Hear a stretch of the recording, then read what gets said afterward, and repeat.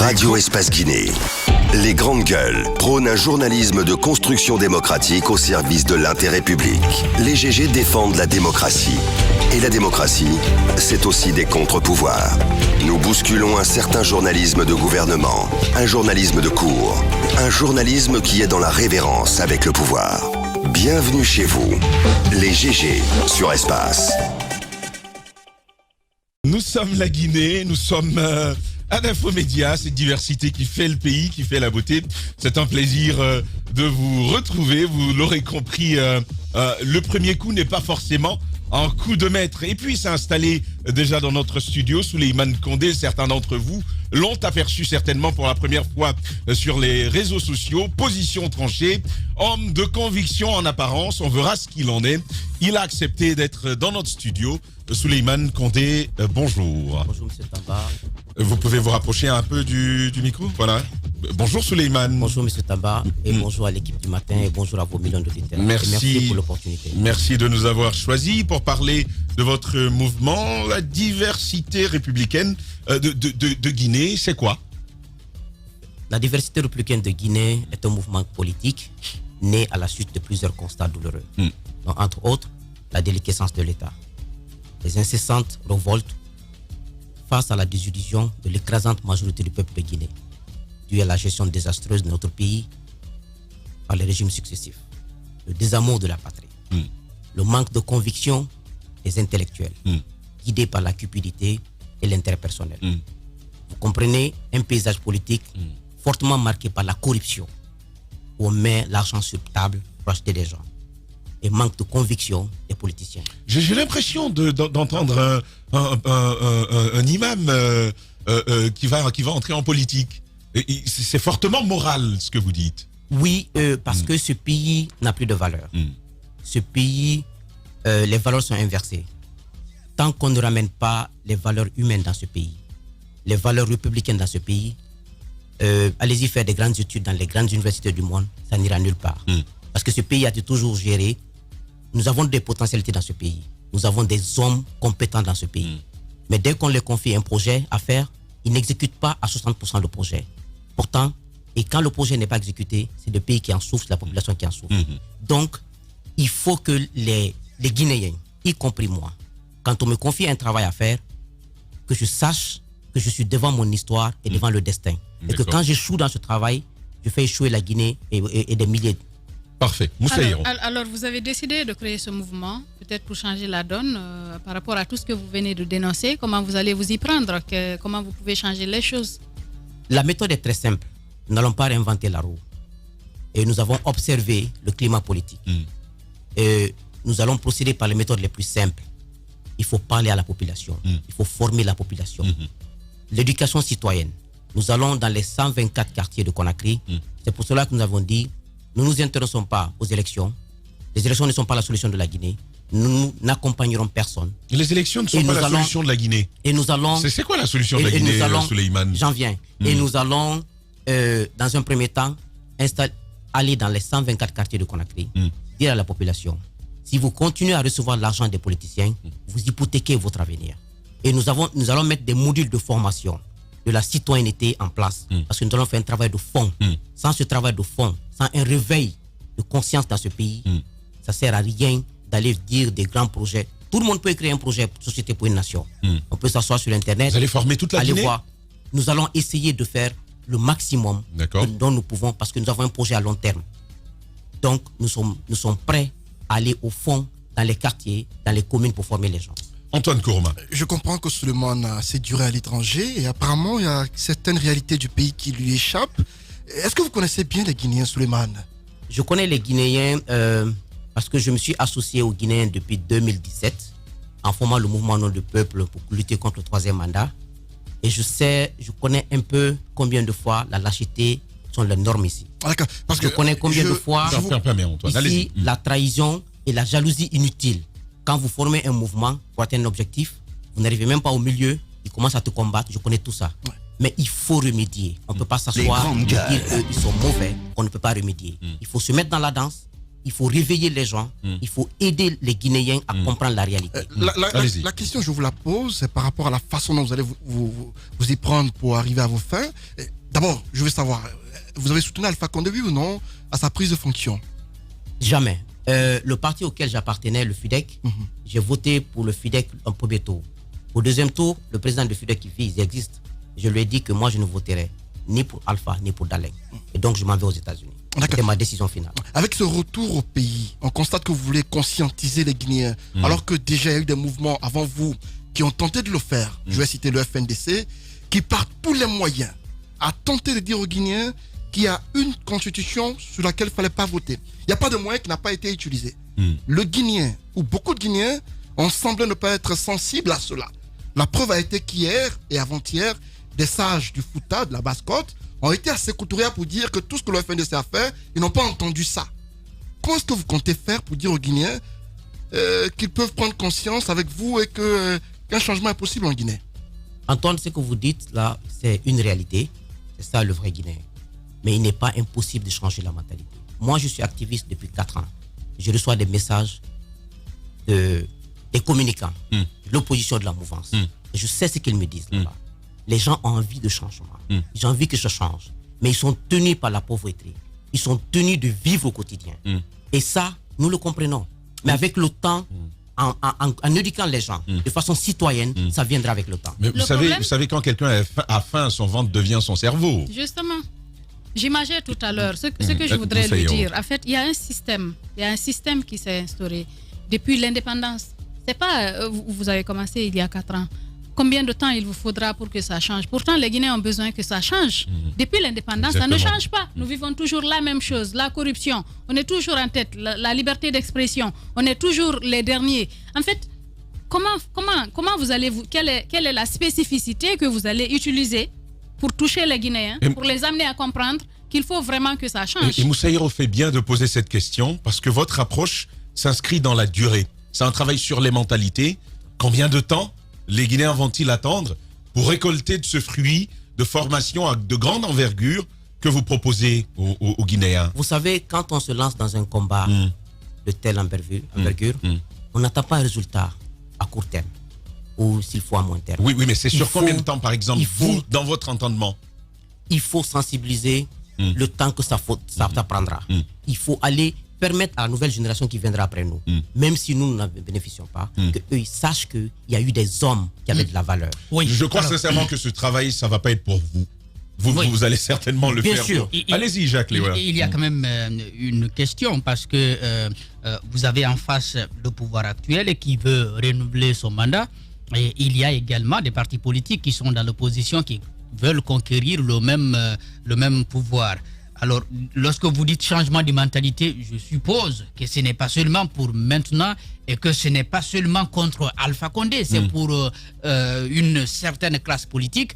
Comment est-ce que vous comprenez, comment est-ce que vous analysez toutes les luttes qui ont été engagées jusqu'ici pour obtenir quand même ce changement de mentalité, que ce soit au sein du FNDC ou d'autres groupes qui ont été créés, qui ont dit stop, on ne doit pas prendre cette direction? Vous savez, nous, à la DRG, nous considérons le président Alpha Condé comme le passé. Il faut être quelqu'un qui a une vision à long terme et quelqu'un qui a une conviction pour considérer Alpha Condé comme l'avenir de ce pays, même à court terme. Moi, j'ai la ferme conviction que M. Alpha Condé, c'est le passé. Mais le Guinéen ne croira pas et ceux qui m'écouteront diront non, parce que les gens ne voient que le présent. Il faut se lancer dans le long terme. Et dans le long terme, les États-Unis ont été construits pour le long terme. Ce n'est pas le présent. Donc, c'est vrai, il y a une envie de changement de classe politique dans ce pays. Une envie, pas forcément par la jeunesse, mais par des Guinéens intègres et patriotes. Et aujourd'hui, je vous dis une chose, il y a un réveil de conscience. Je communique avec plein de Guinéens, de l'extérieur comme de l'intérieur. Il y a un déclic qui reste dans ce pays. Le jour où ce déclic sera là, vous allez comprendre combien de fois ce peuple en avait jusqu'au cou. Si on vous écoute très bien, vous n'êtes pas pressé, Alpha Condé, c'est le passé. Il pourrait peut-être s'offrir un mandat de plus. Donc, ça ne sert à rien d'aller avec la vitesse que le FNDC avait voulu engager, bien entendu, parce qu'il y a des difficultés. Il faut attendre que cette construction de mentalité soit faite par vous ou bien par d'autres Guinéens pour obtenir l'alternance. C'est comme ça on doit comprendre votre démarche. Oui, quand vous voyez la constitution américaine, qui a été rédigée pendant des décennies et des décennies, quand vous lisez la constitution américaine, vous allez comprendre que ceux qui ont fait cette constitution sont projetés 50 ans, 100 ans après eux. D'accord. On va avancer avec vous. Pour ce combat que vous comptez mener, quels sont les moyens dont vous disposez? Parce que Tamba l'a dit tout à l'heure, pour aller convaincre quelqu'un de ne pas recevoir quelque chose de l'État ou des pouvoirs publics, il faut être certain que la personne peut avoir une autre alternative de s'offrir une vie digne. Quels sont les moyens que vous avez aujourd'hui pour changer les mentalités et changer les conditions? Parce que les mentalités changent avec les conditions. Attention, nous n'allons pas dire aux Guinéens ne recevez pas l'argent d'eux, parce que ce n'est pas leur argent. Il est important que les Guinéens sachent que le président Alpha Condé n'a pas d'argent. Il a son salaire, il a ses primes. Tout l'argent qu'il distribue après, et ses ministres et autres, c'est l'argent du peuple. C'est votre argent. Prenez votre argent qu'on vous donne et soyez sûr d'une chose. Quand c'est régulier. Voici des valeurs. C'est dans une initiative régulière. Parce que dans notre pays, on aime dire, depuis, comme on le dit, 50 ans, le président a fait ça, le ministre a fait ça. C'est pas leur argent. Je suis d'accord avec vous. Il faut que les Guinéens comprennent, parce que la majorité des Guinéens mettent en tête, c'est lui qui me nourrit. Non, c'est leur obligation de le faire. Voici, vous êtes citoyens, voici vos droits. Il est important parce que la majorité des Guinéens aujourd'hui, d'autres sont éveillés. Beaucoup sont éveillés, mais ils sont attachés avec le clivage ethnique et d'autres composantes. Mais quand on va les informer et quand on va les former de leurs droits, ils sauront que ces gens-là ne sont là que pour travailler pour eux. D'accord. Alors on va aller sur un tout autre volet maintenant, Antoine Kourma.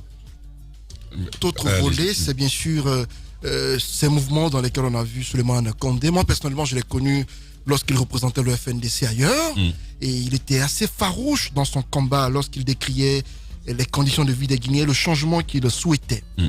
Je constate qu'apparemment, il ne parle plus du FNDC. Est-ce que le divorce a été créé? Et qu'est-ce qui ne va pas? De quel œil percevez-vous le combat au stade où il est arrivé? D'abord, il n'y a pas de divorce entre le FNDC et moi. Le micro. Moi, je suis un homme de principe. Il a été dit dans les chartes des FNDC, quiconque est responsable de parti politique ne peut pas avoir une fonction de responsabilité au sein des FNDC. Donc, depuis que j'ai lancé ce mouvement, je me suis auto-exclu en tant que coordinateur du FNDC. Parce que je ne peux pas vouloir d'une chose et son contraire. Vous étiez coordinateur du FNDC aux États-Unis. D'accord.